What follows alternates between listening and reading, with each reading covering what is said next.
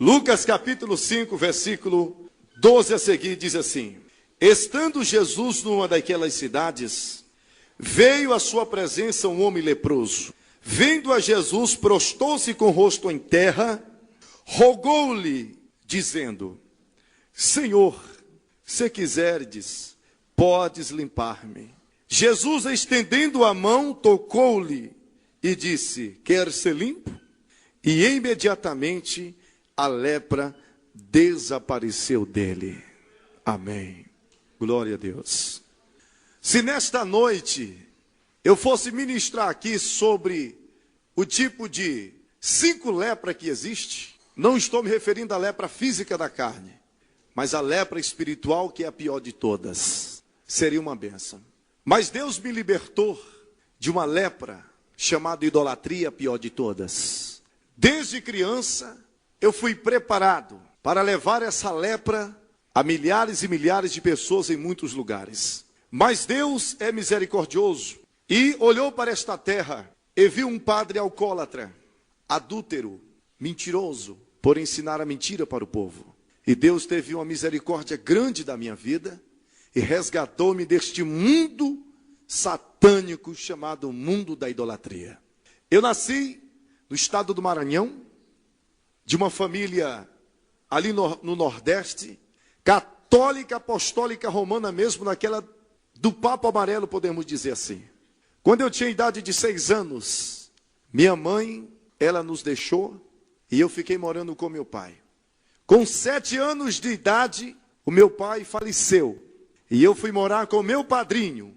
Veja bem quem era meu padrinho de batismo, o padre da cidade. Comecei ali como coroinha na cidade de Buriticupu, no estado do Maranhão. Dentro do meu coração crescia uma vocação grande para ser padre. Um alimento que todos os dias, quando eu rezava o meu texto com a idade de 8 anos, eu passava 1 hora, às vezes 2 horas, aos pés da minha cama rezando o texto. E pedindo para Maria e tantos e outros que me ajudasse a ser padre. Com 12 anos de idade, praticamente 12 anos de idade, eu fui mandado para Belo Horizonte, capital das Minas Gerais. E ali em Belo Horizonte, eu fui para o seminário dos padres da ordem salesianos. Ali eu fiquei. Terminei meu 1º, 2º e 3º ano do científico. Preparava-me para os vestibulares.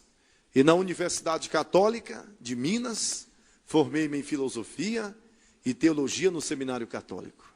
No dia 14 de dezembro de 95, eu estava dentro da Catedral de Belo Horizonte, deitado de bruços para o chão, junto com outros colegas, para respondermos ali diante dos bispos, cardeais, padres e monsenhores, convidados e toda a comunidade católica, 3 votos. Chamado votos perpétuos: voto de pobreza, voto de castidade e voto de obediência à Igreja Católica Apostólica Romana.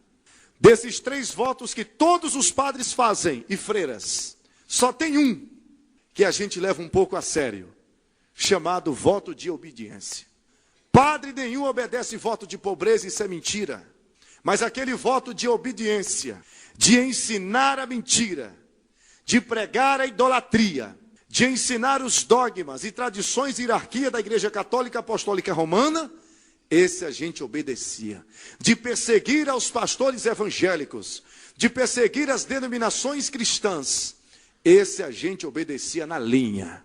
Às vezes, quando estou em casa, falando com o Senhor, eu me digo: Senhor, tantas coisas erradas que eu já pratiquei. Tantas pessoas que foram para o inferno por causa dos meus ensinamentos. Quantas vezes não chegava a pessoa na casa paroquial, 2, 3 horas da manhã, nos chamando para irmos a um hospital, fazer a missa do corpo presente, porque a pessoa já estava ali querendo morrer.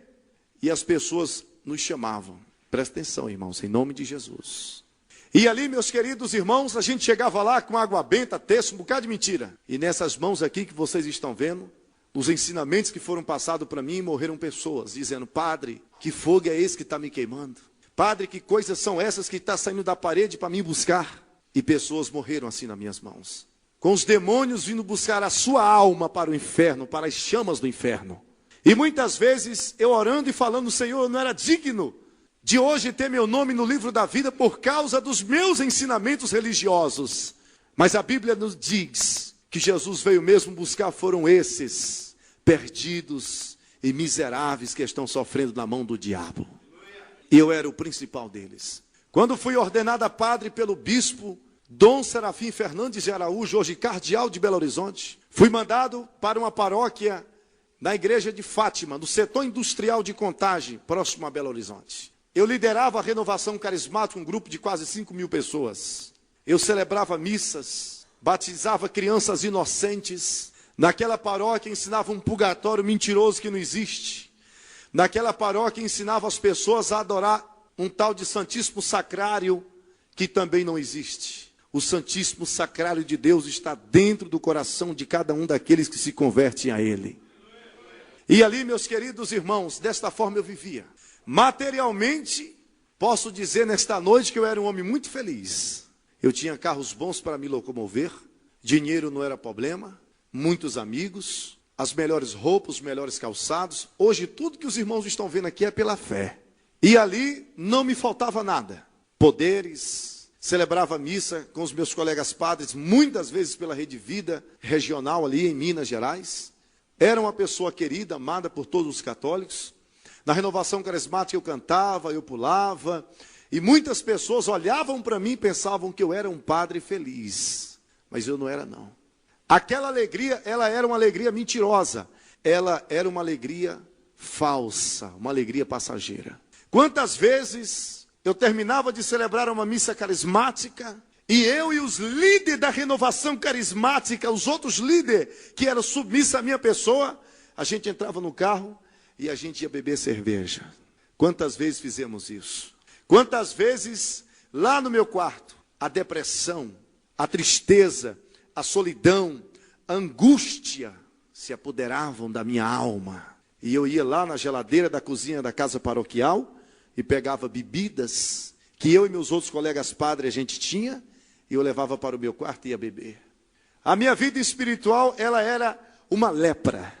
Ela era uma decadência muito grande. Eu era um homem que chorava entre as quatro paredes, em busca de um consolo espiritual. Muitas vezes me confessava com o bispo, ele dizia, padre, faça uma promessa para santo ou a santa da sua devoção. E eu descia a capela, um pecador enxuto, e saía da capela, um pecador molhado. Da mesma forma, não mudava nada. Velas, terços, rosários, ladainhas, tudo isso eu fiz. E não encontrei a paz que minha alma estava necessitada. E eu era um homem enfermo. Eu sofria de uma doença chamada câncer no pulmão. Quando meu bispo me chamou e disse, padre, o senhor vai para Salvador, na Bahia, participar de um encontro vocacional. Chegamos em Salvador, na Bahia, me hospedei na casa de um padre amigo meu, ali da paróquia São Francisco de Assis, e participamos daqueles encontros, persuadindo crianças, adolescentes de 12 a 17 anos de idade a entrar no seminário. Eu escrevi um livro, é muito vendido esse livro, o título dele é Coisas que não posso falar ao púlpito. Grande foi a resistência da Igreja Católica Apostólica Romana para que esse livro não fosse publicado, mas ele foi, para a honra e glória do nome de Jesus. Porque quando Deus determina, quando Deus dá visão, quando Deus mostra o que tem que ser feito, pode se levantar o diabo, todos os seus demônios, o presidente da República, o presidente do Superior Tribunal Federal, que não tem jeito. Deus é Deus e ele é inquestionável. Ali, meus queridos, na casa daquele colega, a gente conversava muito, éramos amigos de seminário, e ele disse para mim, olha padre, eu sei aonde o senhor vai ser curado dessa doença no seu sangue. Sei também aonde o senhor vai encontrar paz. Feira de Santana, alguns quilômetros aqui de Salvador, tem uma senhora católica, apostólica romana, muito amiga minha. Eu e alguns padres, de vez em quando a gente vai na casa dela buscar um consolo espiritual. Ele disse para mim, não se assuste, mas ela é dona de um terreiro de candomblé. Eu disse para aquele meu amigo, mas e se a cúria nos pega, se o clero nos pega? Ele disse, não se preocupe não, o senhor está na Bahia, e aqui, macumba é cultura. Só o sangue de Jesus naquele lugar. Eu estava querendo, igreja, encontrar uma cura. Eu estava querendo encontrar um consolo para a minha vida espiritual. Aonde, nas imagens de escultura, adorando Maria, que está morta e sepultada lá em Jerusalém, e outros que estão mortos e sepultados lá. Eu ainda não tive a oportunidade de ir até aquele lugar, mas eu sei que todos estão mortos e sepultados ali, porque pregadores amigos meus já me disseram, e até mesmo quando era padre eu já sabia, que eles estão ali sepultados, aguardando o arrebatamento da igreja do Senhor. E ali também está o que todos nós sabemos, uma placa linda, bonita e maravilhosa, dizendo, Jesus não está aqui, Ele ressuscitou. E ali, queridos, a gente nos dirigimos até aquele centro de Candomblé. Chegamos ali, a macumbeira me recebeu e disse, padre, não tenha medo, porque o senhor não é o primeiro padre que vai entrar aqui no meu terreiro. Quando eu atravessei aquelas cortinas, que olhei aquele terreiro todo, eu fiquei assim um pouco encabulado e me perguntava, meu Deus, o que esses santos estão fazendo aqui dentro? Era Aparecida do lado, Cosme e Damião do outro, José de um lado, Benedito do outro. E eu questionei a macumbeira e disse, senhora, o que essas imagens fazem aqui dentro? Ela disse, não, padre, eu sou católica. Todo terreiro de Candomblé tem essas imagens de escultura. Eu também não quis questionar mais nada, que eu já estava perdido mesmo. A macumbeira pediu que eu tirasse a camisa e o sapato e a meia. E ela me colocou ali no centro daquele terreiro, no centro de uma roda de pólvora de chumbo. Quem aqui já foi em terreiro sabe que é assim. E eu fiquei ali, a macumbeira colocou fogo naquela pólvora, e aquela pólvora, a fumaça daquela pólvora, ela subia defumando o meu corpo. Depois a macumbeira pegava as mãos dela com as minhas, e ela rodava comigo naquele terreiro de Candomblé, de um lado para o outro, e me perguntava, padre Robério, o senhor está sentindo algum movimento, alguma coisa assim, um arrepio, uma coisa querendo falar? Eu disse, não senhora, só minhas pernas muito cansadas. A macumbeira queria, pastor JB, que os demônios, que um tal de guia falasse através da minha boca, mas para aqueles que o Senhor Jesus aqui na terra tem um propósito de salvação e de libertação, o diabo não vai falar através da boca não, porque a Bíblia diz que o teu corpo e o meu corpo e o nosso corpo é o templo e a morada do Espírito de Deus. Aleluia! Tem muitos templos aí sendo usados pelo diabo, mas nós, a igreja eleita no Calvário pelo sangue de Jesus, vamos buscar esses templos para que eles possam ser cheios e revestidos da glória e da graça e do poder e do brilho de Deus. Esse é o meu objetivo como pregador da palavra. É o objetivo do nascimento desta igreja, não tenho dúvidas. Foram 6 dias de trabalho. Ali eu bebi coisa, ali fiz sacrifícios. E a macumbeira disse para mim, olha padre, o senhor está curado. O senhor está curado da sua doença, está bem aqui uma cicatriz. Bem aqui no meu pulso esquerdo, pastor JB, dá para o senhor ver daí? Bem aqui, posso mostrar para você depois. A macumbeira disse que se eu tirasse sangue, todo aquele sangue, aquele pouquinho de sangue que ia sair do meu braço, seria o câncer maligno que estava comendo o meu corpo por dentro. E eu dei o braço para ela, acreditei, eu estava enganado mesmo. E está aqui a cicatriz. Macumbeira disse que eu não ia sentir mais nada. Voltei para casa, crendo, acreditando naquilo, mas era tudo mentira. A solidão continuava a mesma. Depois de alguns dias, por volta das 2 horas da manhã, eu comecei a sentir dores no meu estômago. Fui levado para o Hospital São Lucas e ali fui hospitalizado. Passei toda aquela noite em observação com os médicos. Na manhã seguinte, eu estava, irmãos, inchado. Os médicos começaram a fazer os exames. Com 22 dias de internado no Hospital São Lucas, os médicos chegaram ali onde eu estava, podre, depauperado mesmo. O quarto que eu estava, ele fedia a podre. Chegaram para mim e disseram, padre, o senhor está com câncer, o senhor já sabe disso. O senhor está com 3º grau de câncer maligno. E nós não podemos fazer mais nada para lhe ajudar. A medicina não pode fazer mais nada para lhe ajudar. Ali, meus queridos, os médicos haviam me dado, sabe quanto tempo de vida?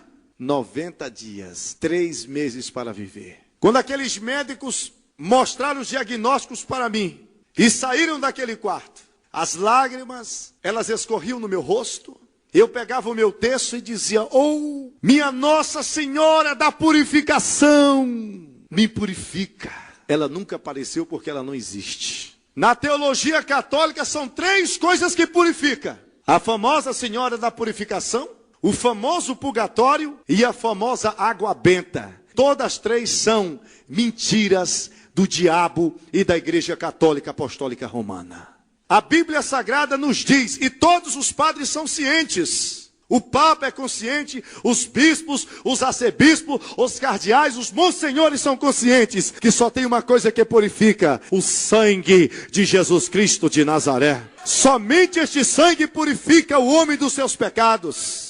Mas eles ensinam a água benta, porque cada golezinho de água benta em cima de um carro é 30, 40, 50 reais. Cada padre que vai benzer a casa de um católico é 200, 500, 1.000 reais. A empresa é 1.000 reais. E eles não querem perder esse ganso que coloca ovos de ouro. Mas Jesus Cristo de Nazaré está vindo aí para prestar conta com esta igreja. E o purgatório também. Morre fulano, pode ser o pior bandido. Morre sem Jesus, vai para o purgatório. Lá a alma dele passa um determinado tempo e os familiares têm que pagar as 7 missas. Se não pagar, não sai. A primeira, a segunda e a terceira e a 7ª missa. Se não pagar, não sai de lá não. Mas não fique triste não, porque isso é mentira do diabo também. Foi criado para a construção da Basílica de Roma, lá na Itália. Tudo estava acabado. A Senhora da Purificação não apareceu. A Senhora das Dores, muito pior. A Senhora do Desterro, essa foi que não deu nem pista onde que ela estava. Minha vida estava acabada ali pela medicina dos homens aqui na terra. O bispo mandou um padre.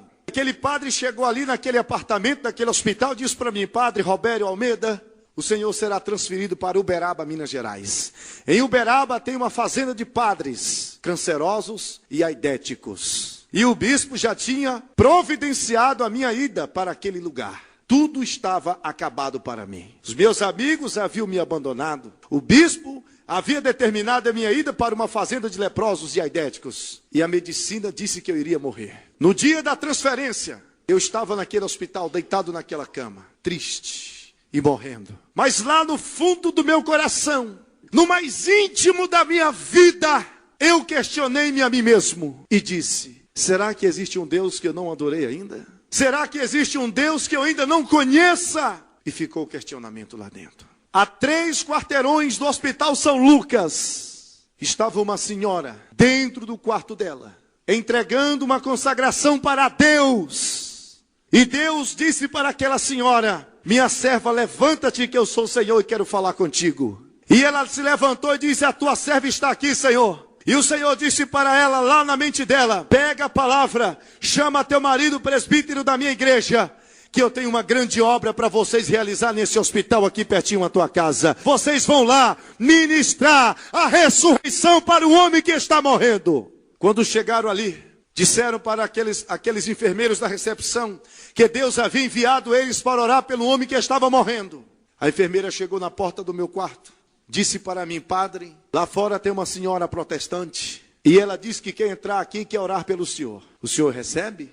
Olhei para aquele enfermeiro e disse: olha, dona, eu detesto protestantes, eu odeio crentes, mas eu vou morrer, pode mandar entrar. Glória a Deus. Eu era muito ignorante, sem Jesus ainda. A enfermeira chegou para aquela senhora e disse: o padre está lhe chamando. E ela se perguntou para ela mesma: meu Deus, um padre, Senhor? Tu me trouxeste aqui, meu Senhor, para pregar para um padre? Quem sou eu, meu Pai? Oh, mas Deus gosta quando o crente se humilha. Quem sou eu, meu Senhor, para pregar para um padre? Eu nem sei ler muito. Eu só sei dizer que o Senhor salva, que o Senhor cura, que o teu sangue purifica, que quem te aceitar vai para o céu, quem não aceitar vai para o inferno mesmo. E o Espírito Santo disse naquele momento: e minha filha, precisa falar mais alguma coisa? Abre a tua boca que eu vou falar através de ti. E quando aquela senhora chegou ali naquele apartamento que estava fedendo a podre, olhou para mim deitado naquela cama e disse: olhe, padre, eu nem lhe conheço, nem sei a doença que o senhor tem, mas o Senhor me mandou vir aqui orar por ti. E ele disse que vai te ressuscitar. Jesus te ama, viu, padre? Quando aquela senhora disse que Jesus me amava, as lágrimas escorriam no meu rosto. E eu dizia: Jesus, havia me esquecido deste nome. havia pedido a minha cura para tantos e outros nomes, uns estão mortos e sepultados, e outros nem existem. Mas eu havia me esquecido de Jesus. Aquela senhora abriu a Bíblia, em João capítulo 11, o versículo 25, aonde o Senhor Jesus diz que Ele é a ressurreição e a vida. E aquele ambiente já começou a mudar. E quando ela dirigiu as mãos para fazer uma oração, aquele apartamento tremia no poder.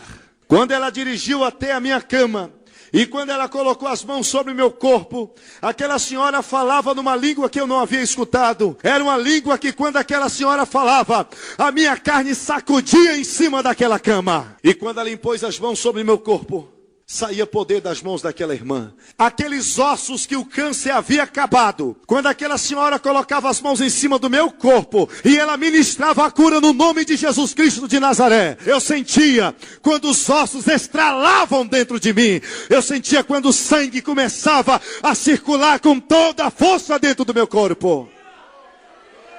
E ela disse: o Senhor está curado em nome de Jesus de Nazaré, o Filho de Deus. Os médicos fizeram novos exames. Sabe o que veio nos exames? Que eu estava com um pulmão novo. Sabe o que veio nos exames? Que eu estava com sangue totalmente purificado. Porque Deus havia estabelecido aquela grande bênção para mim. Aleluia!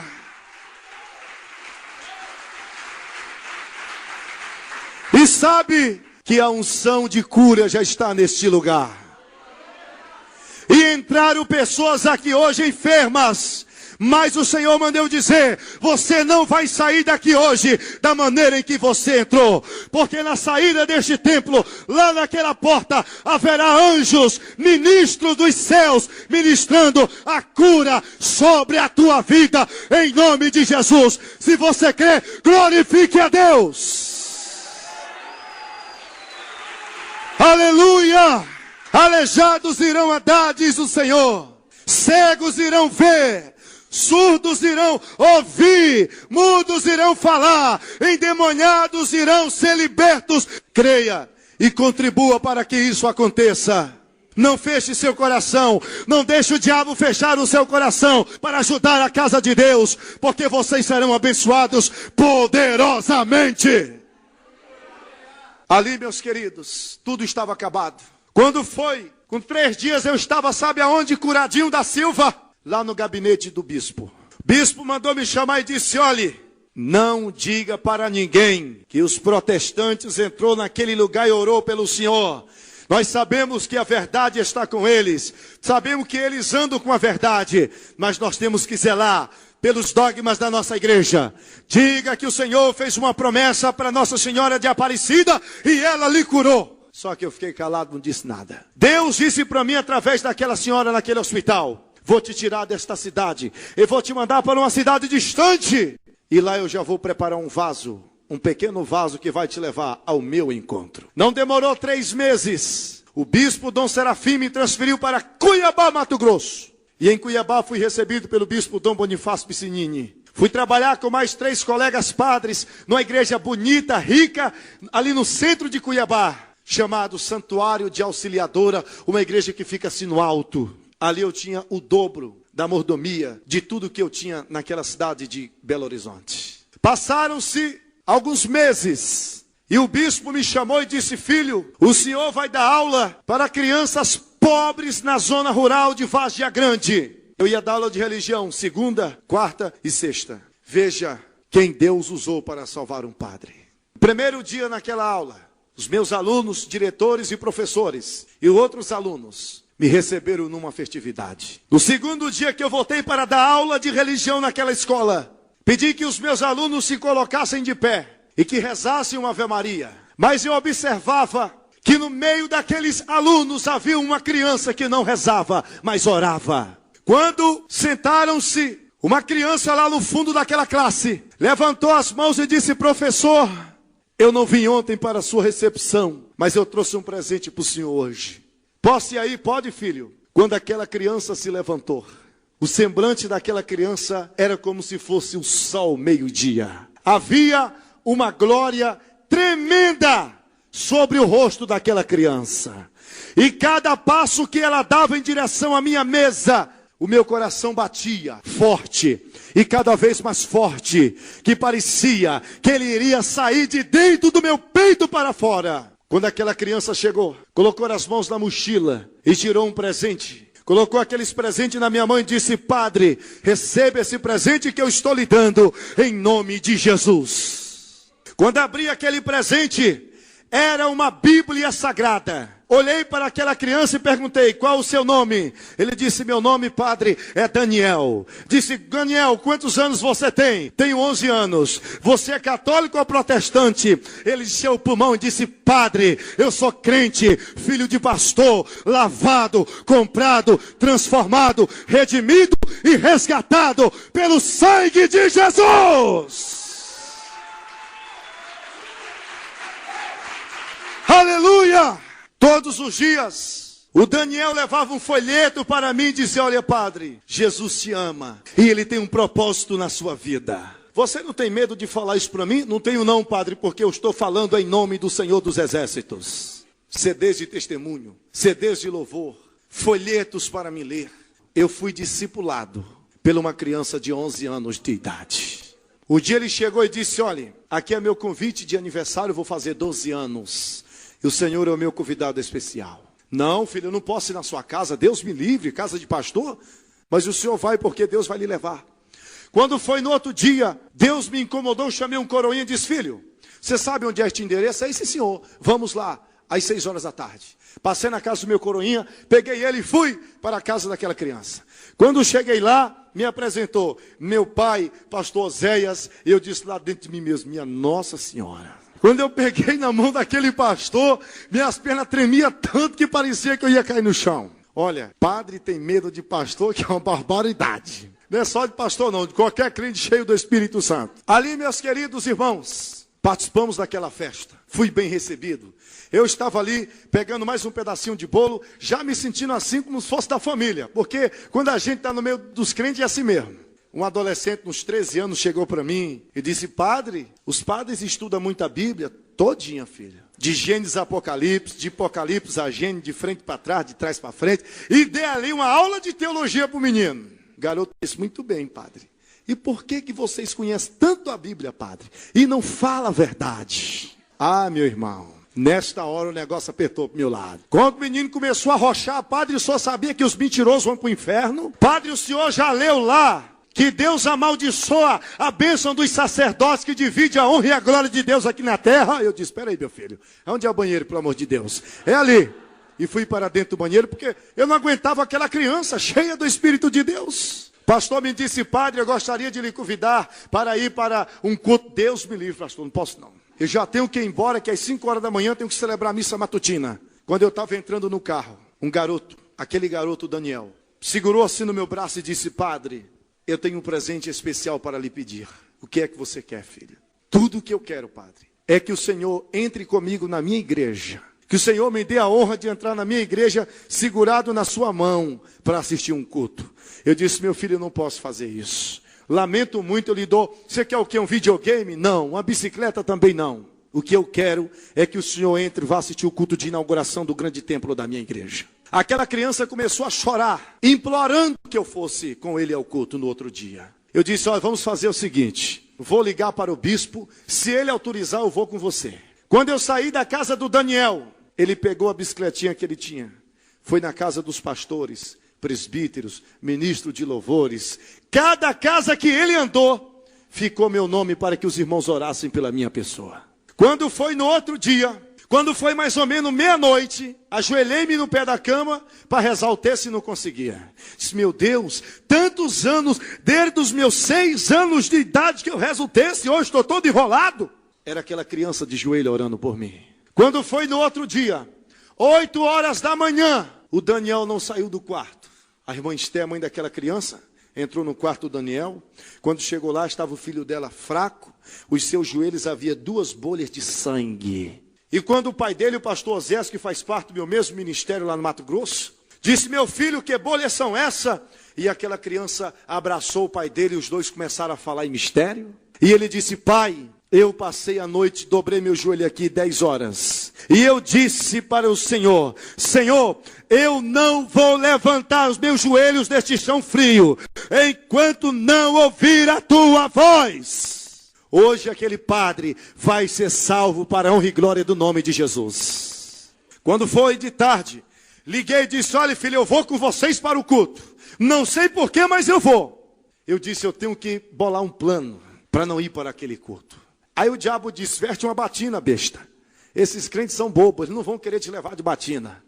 Fui lá no guarda-roupa, coloquei uma batina zona marrom, um clésimo branco no pescoço, um crucifixo de prata no meio do peito, e disse: é mesmo, eu vou desse jeito, eles vão ficar com vergonha, vão mandar eu tirar a batina, se mandar eu tirar, eu volto para trás.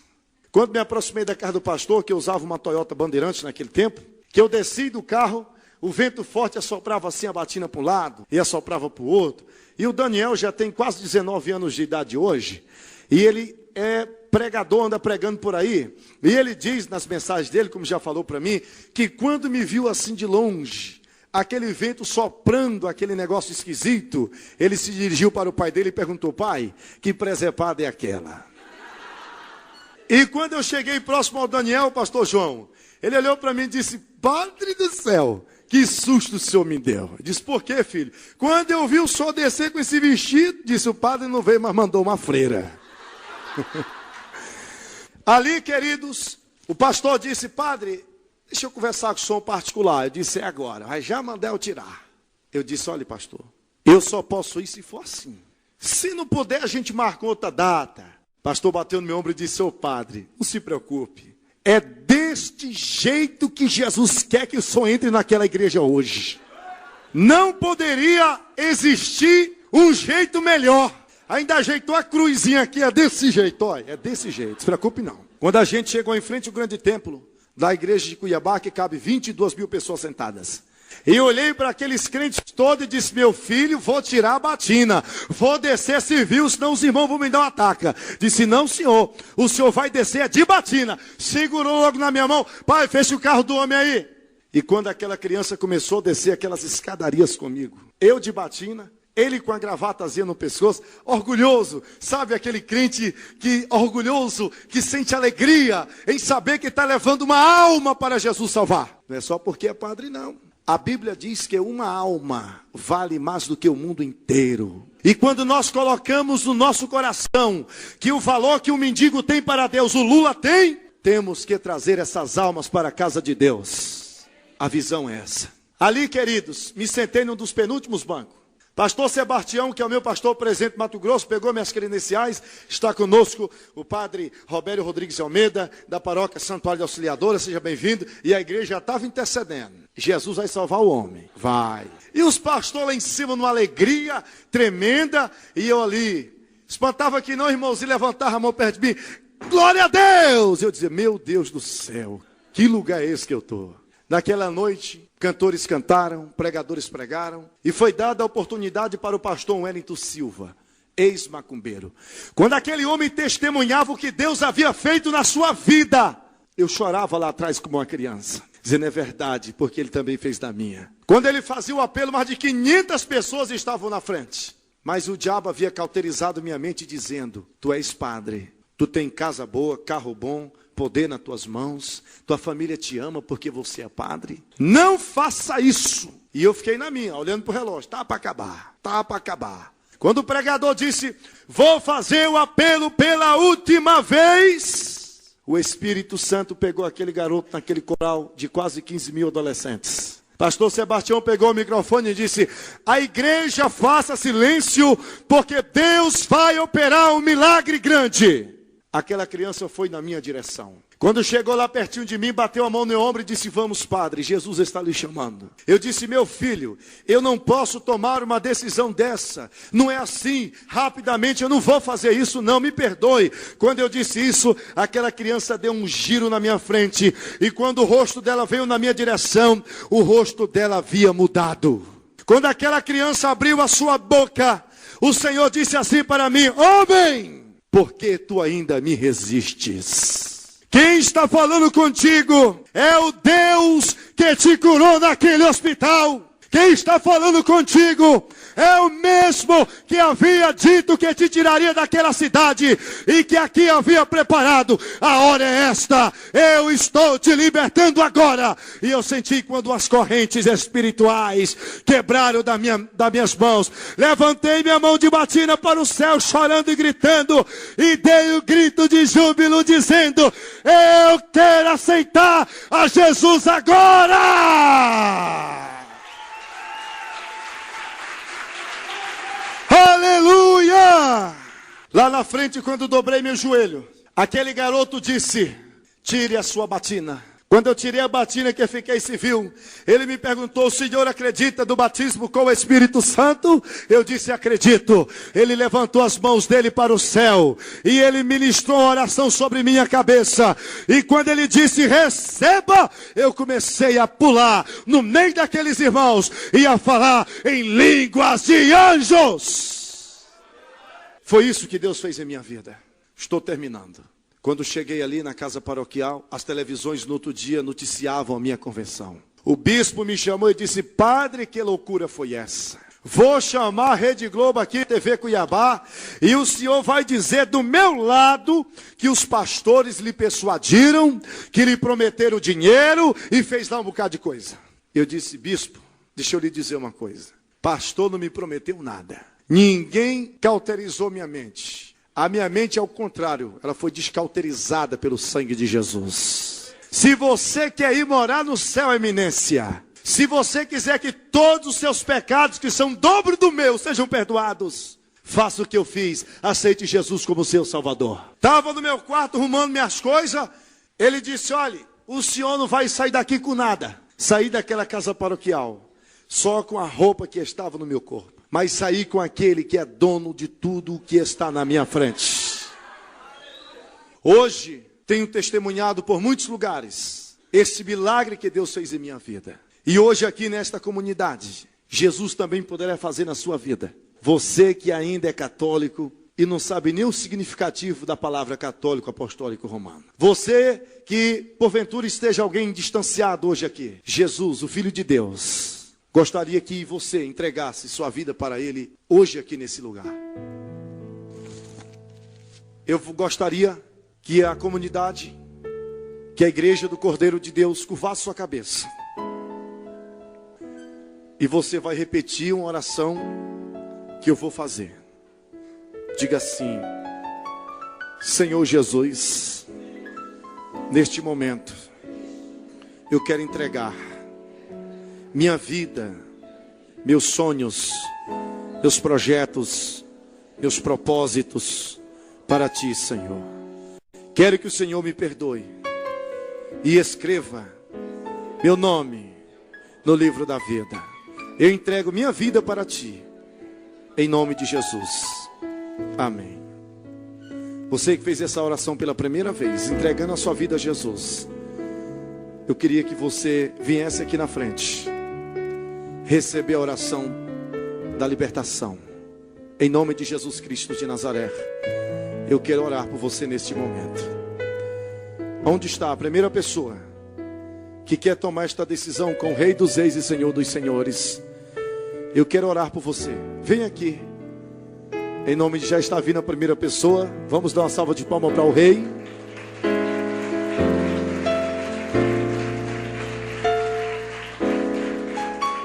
A segunda pessoa, onde está? Deus está lhe chamando. Em nome de Jesus Cristo. Aonde está a terceira pessoa? Venha a terceira agora em nome de Jesus. Hoje, Deus tem um projeto a realizar em sua vida. Venha em nome de Jesus Cristo. Rápido que eu quero orar. A terceira pessoa, onde está? Venha em nome do Senhor Jesus Cristo.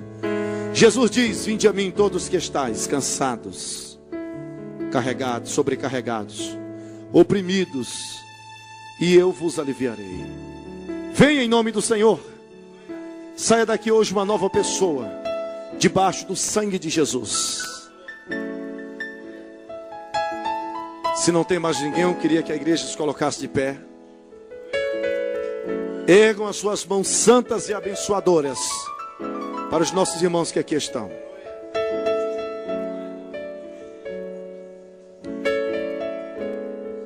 Onde está? Só mais um pouquinho. Eu vou tentar cantar um hino aqui. Quem souber aí o conjunto me acompanhe. Eu quero que você venha aqui na frente agora, em nome de Jesus. Eu quero orar por você. Deus está chamando você. Você está aí, ó, relutando contra o Espírito Santo. Mas o Espírito Santo de Deus está te chamando neste momento. Venha, em nome do Senhor Jesus. Saia do seu lugar e venha.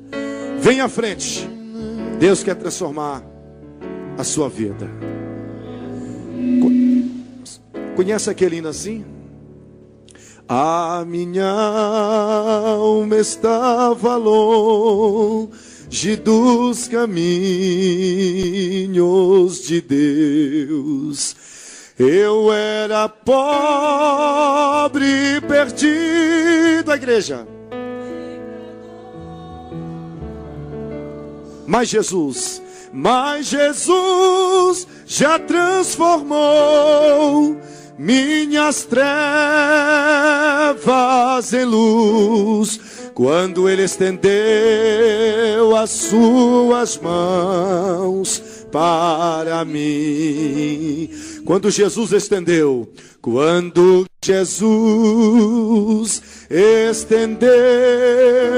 a sua mão,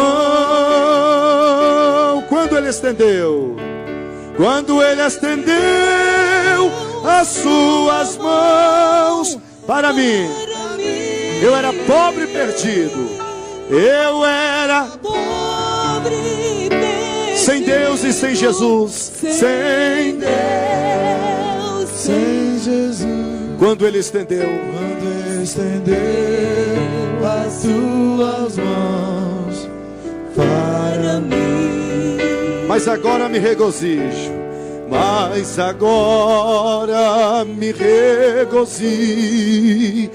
Desde o dia em que aceitei. Na tempestade. E na tempestade eu posso sossegar. Pois com Deus estou liberto. Do perigo e do mal. Do perigo e do mal, desde que Ele estendeu as suas mãos para mim. Quando Jesus estendeu a sua mão, quando Ele estendeu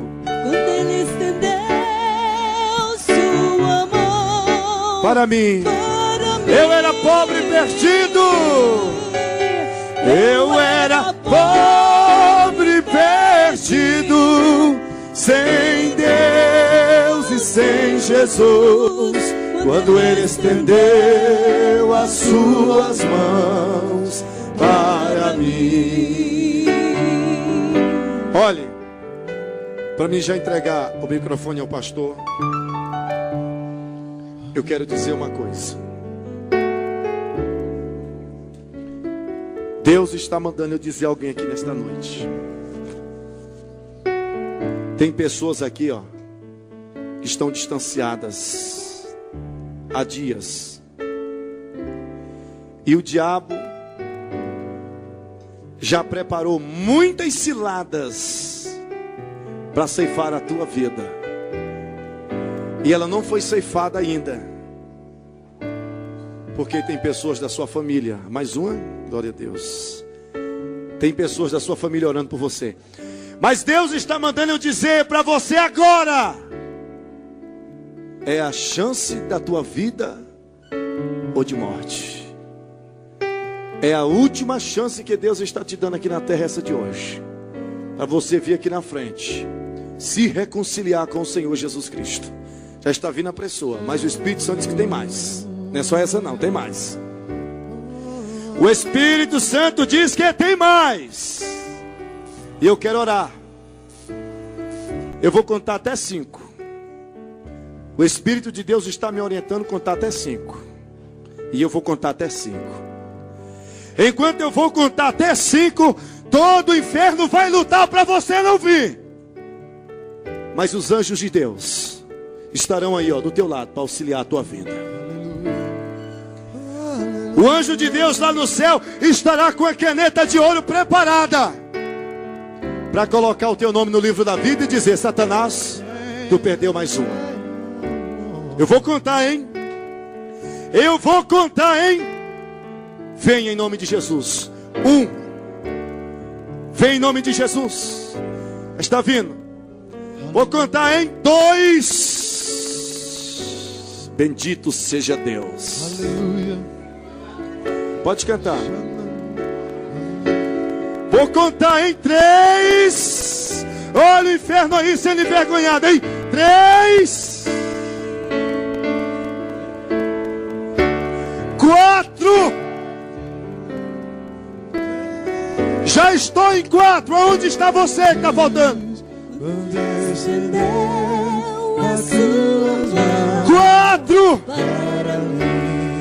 5.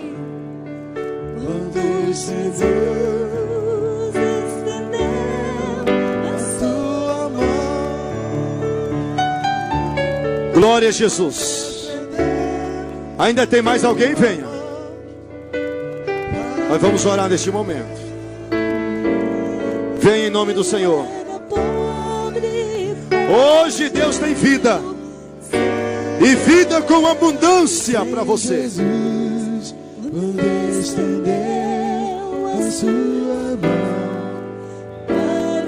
Aleluia.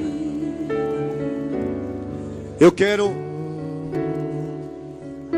que a igreja erga suas mãos para cá. Não tem mais ninguém. Tem certeza que você quer sair daqui como você entrou hoje? Desprotegido, desprotegida pelo Espírito de Deus? Feche os seus olhos. Deus, o maior milagre está acontecendo agora. Vidas estão, Senhor, voltando para Ti, entregando-se a Ti, rendendo-se a Teus pés. Purifique todas elas dos seus pecados. Escreva o nome de cada uma delas no livro da vida. Que elas saiam daqui hoje acompanhadas pelo Teu amor, pelo Teu poder, pelo Teu sangue, pelo Teu Espírito Santo e pelos Teus anjos. E assim nós abençoamos a cada uma dessas vidas que aqui estão, em nome de Jesus Cristo de Nazaré. Amém. Dê uma salva de palmas para Jesus.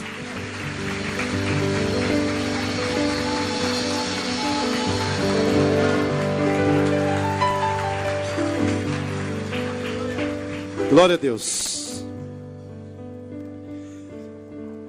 Eu gostaria de me despedir dos irmãos. Eu gostaria que a igreja, que esta comunidade, fosse mais os irmãos que orassem pelo ministério do irmão Robério. Eu estou aqui, pastor JB, começando do zero. E sempre que esta comunidade precisar do irmão Robério, eu estarei à disposição. Qualquer hora, qualquer dia, em qualquer lugar. Aleluia.